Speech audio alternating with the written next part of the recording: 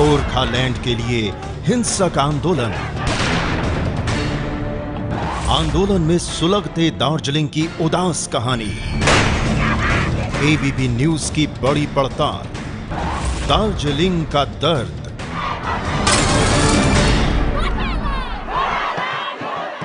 मशहूर पर्यटन स्थल और बंगाल का ताज कहे जाने वाले दार्जिलिंग में इन दिनों वीरानगी छाई हुई है। अलग गोरखालैंड की मांग को लेकर शुरू हुए आंदोलन ने जब से हिंसक रुख अख्तियार किया है, दार्जिलिंग सुलग रहा है। हमेशा पर्यटकों से भरे रहने वाला दार्जिलिंग अपने खाली बाजार और सूनी सड़कों पर मातम मना रहा है। देखिए ग्राउंड जीरो से दार्जिलिंग के दर्द की एक कहानी, एबीपी न्यूज की ये बड़ी पड़ताल।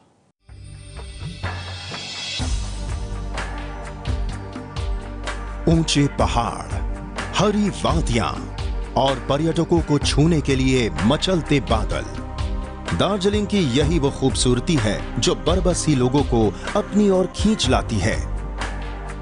पश्चिम बंगाल के इस खूबसूरत हिल स्टेशन में हर साल लाखों पर्यटक घूमने आते हैं। छुट्टियों के दिनों में तो यहां सैलानियों का सैलाब उमड़ा रहता है।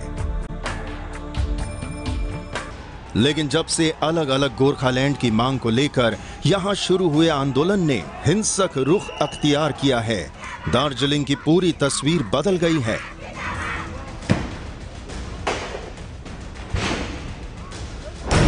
ऊंचे पहाड़ों के साथ हरियाली तो अभी भी है, लेकिन उनके बीच उमड़ते बादलों से बातें करने के लिए यहां कोई पर्यटक नहीं है।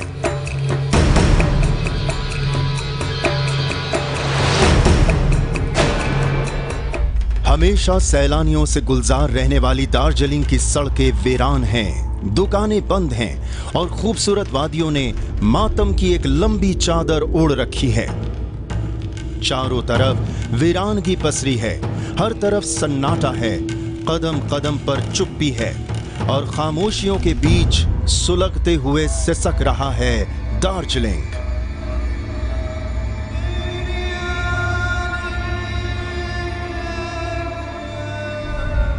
वो चुप्पी जो दार्जिलिंग की सड़कों पर कभी नहीं सुनाई पड़ी, वो सन्नाटा जो दार्जिलिंग की वादियों में कभी नहीं गूंजा था।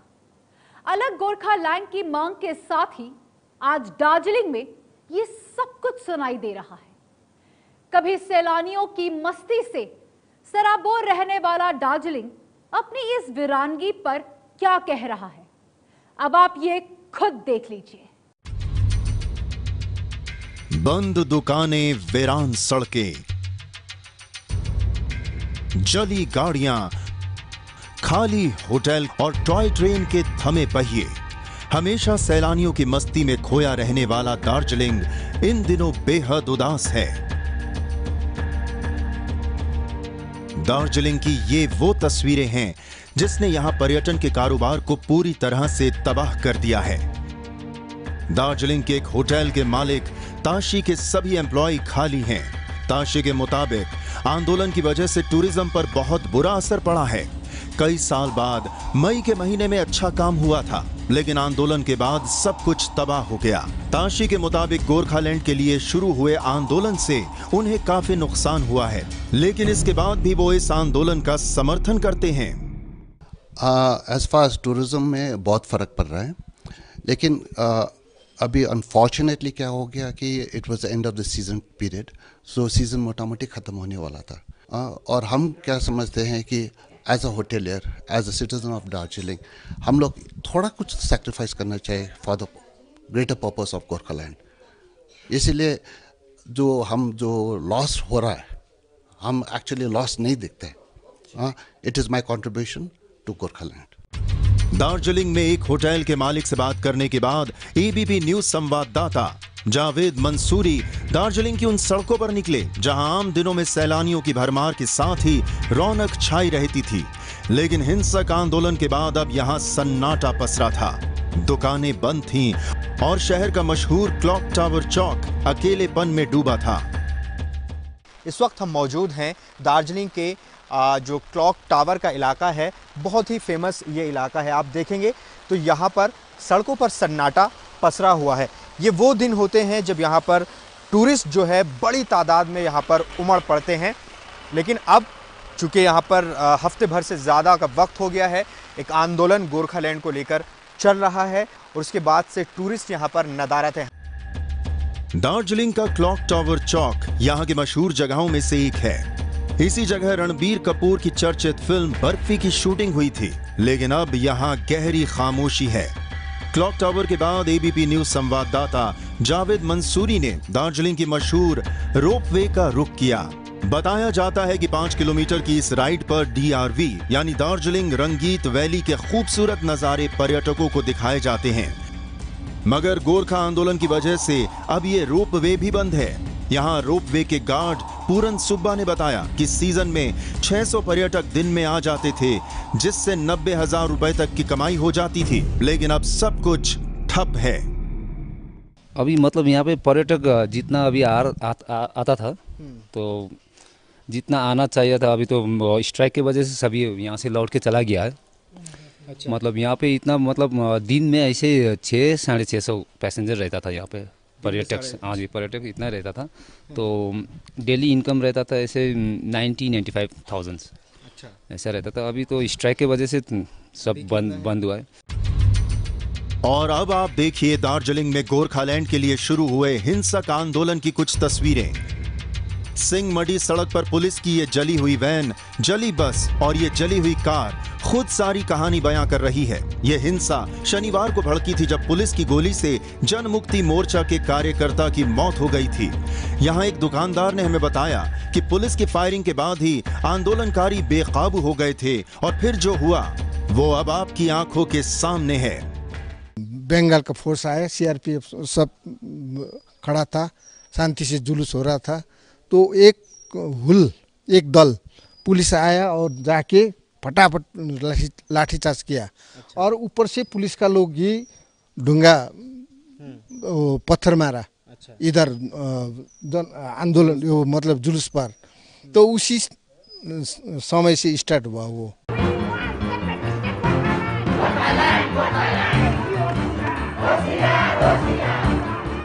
दार्जिलिंग के गोरखा आंदोलन में हिंसा की इन तस्वीरों के बाद अब जरा आप इस अस्तबल का नजारा देखिए। कुछ दिन पहले तक जो घोड़े सैलानियों को दार्जिलिंग के मॉल रोड और जालपरा भानु भवन के इलाकों में घुमाते थे, वो अब इस अस्तबल में कैद हैं। इनके मालिक 100 रुपए से 400 रुपए तक की फीस लेते थे, लेकिन अब यहाँ सिर्फ घोड़े नजर आ रहे हैं और मालिक नदारद हैं, क्योंकि काम ही नहीं है। दार्जिलिंग में घोड़े अस्तबल में कैद हो गए हैं। दरअसल ये वो घोड़े होते हैं जो यहाँ पर लोग घूमने के लिए आते हैं, उनको हॉर्स राइडिंग करवाई जाती है। आप देख सकते हैं फिलहाल ये जो घोड़े हैं ये भी अंदर बंद है और आप देख सकते हैं यहाँ पर चार्ट लगा है, जो कीमत है वो अलग अलग कीमत यहाँ पर लगी हुई है। 100 रुपये से लेकर 400 रुपये तक यहाँ पर चार्ज लिया जाता है हॉर्स राइडिंग का। मशहूर पर्यटन स्थल दार्जिलिंग की ये तस्वीरें यहाँ के लोगों को रुला रही हैं। अब जरा इस टॉय ट्रेन को देखिए, इसके पहिए 8 जून से थमे हुए हैं। टॉय ट्रेन दार्जिलिंग आने वाले सैलानियों की पहली पसंद होती है, लेकिन आंदोलन ने इनके पहियों में भी ब्रेक लगा दी है। इलाके के रहने वाले प्रभात कहते हैं कि इस सब के लिए राज्य सरकार जिम्मेदार है। केंद्र से भी जो हक मिलना चाहिए था वो नहीं मिला। केंद्र से भी जो हक मिलना चाहिए था वो नहीं मिला। इस पूरे आंदोलन के लिए पूरा जो सब कुछ चल रहा है, इसका क्या हल है आपकी नज़र में और जिम्मेदार किसको मानते हैं? जिम्मेदार तो हम सभी यहाँ के जो स्थानीय लोग हैं वो तो हम पश्चिम बंगाल सरकार को मानते हैं। तो हमारा जो भी मतलब समाधान है वो सिर्फ गोरखालैंड है। हमेशा सैलानियों की मस्ती में डूबा रहने वाला दार्जिलिंग गोरखालैंड की मांग को लेकर शुरू हुए आंदोलन के बाद वीरानगी में खोया है। ऐसे में अब सबसे बड़ा सवाल यही है कि आखिर दार्जिलिंग की इस हालत के लिए कौन जिम्मेदार है? पश्चिम बंगाल का मशहूर हिल स्टेशन दार्जिलिंग गोरखालैंड की मांग को लेकर सुलग रहा है। आंदोलनकारी वहां हिंसा पर उतर आए हैं। ऐसे में सबसे बड़ा सवाल यही है कि आखिर दार्जिलिंग के इस आग के लिए कौन जिम्मेदार है?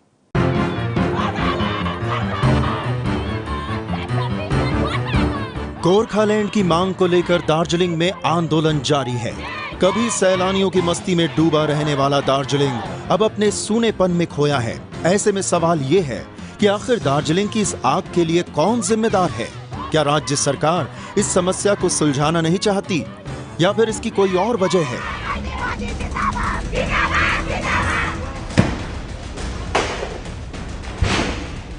सवाल इस बात पर भी उठ रहे हैं कि जब दार्जिलिंग हिंसक आंदोलन के बीच सिसक रहा था तो पश्चिम बंगाल की सीएम ममता बनर्जी समस्या को सुलझाने की बजाय नीदरलैंड क्यों चली गईं? दार्जिलिंग में आंदोलन की ये आग कब बुझेगी? क्या इसके लिए प्रशासन कोई प्रभावी कदम उठा रहा है? क्या इसके लिए प्रशासन कोई प्रभावी कदम उठा रहा है? इस बात की तहकीकात के लिए एबीपी न्यूज संवाददाता दार्जिलिंग के डीएम दफ्तर पहुंचे, लेकिन वहां व्यस्तता का हवाला देते हुए दार्जिलिंग की डीएम जायसी दास गुप्ता ने बात करने से साफ मना कर दिया। दार्जिलिंग में चल रहे गोरखा आंदोलन का असर पर्यटन पर कितना हुआ, ये जानने के लिए हम प्रशासन के पास पहुंचे। डिस्ट्रिक्ट मजिस्ट्रेट का ये ऑफिस है। हमने अपना संदेश जो कि यहाँ की दार्जिलिंग की डीएम है जयसी दास गुप्ता, उनके पास पहुंचाया कि हम उनसे बात करना चाहते हैं कि कितना असर पर्यटन पर यहाँ पड़ेगा और ये कब तक हालात जो है वो स्थिर हो जाएंगे। लेकिन यहाँ पर जयसी दास गुप्ता बताया गया कि वो अभी बिजी हैं, बात नहीं कर सकती हैं। हमने कोशिश की बात करने की, लेकिन उन्होंने बात करने से इनकार कर दिया। दार्जिलिंग में ताजा हालात ये हैं कि वहां जिम खाना क्लब में सर्वदलीय बैठक के बाद बंद जारी रखने का फैसला लिया गया है।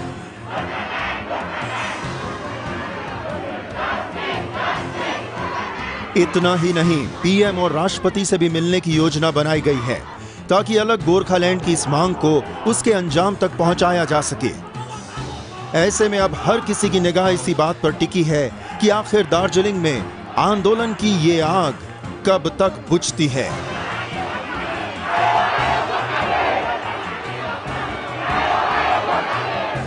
सच्ची घटना के लिए जावेद मंसूरी की रिपोर्ट।